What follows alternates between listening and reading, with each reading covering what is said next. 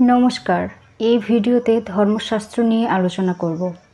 ধর্মশাস্ত্র কি, ধর্মশাস্ত্রের প্রকারভেদ এবং তাদের সংক্ষিপ্ত পরিচয় তুলে ধরব।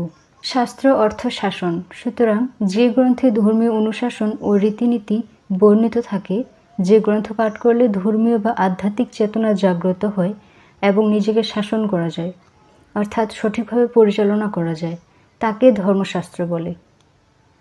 ধর্মশাস্ত্র মূলত ভগবান, দেবদেবী ও মুনি ঋষিদের মুখ নিঃসৃত বাণী, উপদেশ, নির্দেশ এবং তাদের লীলা কাহিনী বর্ণিত থাকে।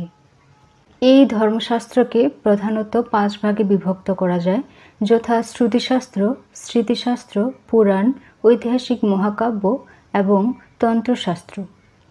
যে শাস্ত্র গুরু শিষ্য পরম্পরায় শ্রুত হয়ে লিপিবদ্ধ হয়েছে তাকে শ্রুতিশাস্ত্র বলে। শ্রুতিশাস্ত্র অপৌরুষীয়, অর্থাৎ কোনো পুরুষ তা রচনা করেননি। ঋষিরা ধ্যানযোগে যে জ্ঞান লাভ করেছেন সে জ্ঞান শিষ্যদের মধ্যে বিতরণ করেছেন। শিষ্যরা ওই জ্ঞান লাভ করে তাদের শিষ্যদের মধ্যে বিতরণ করেছেন। এভাবে গুরু শিষ্য পরম্পরায় যে জ্ঞান প্রবাহিত হয়েছে তা একদিন লিপিবদ্ধ হয়ে শ্রুতিশাস্ত্র নামে খ্যাত হয়েছে।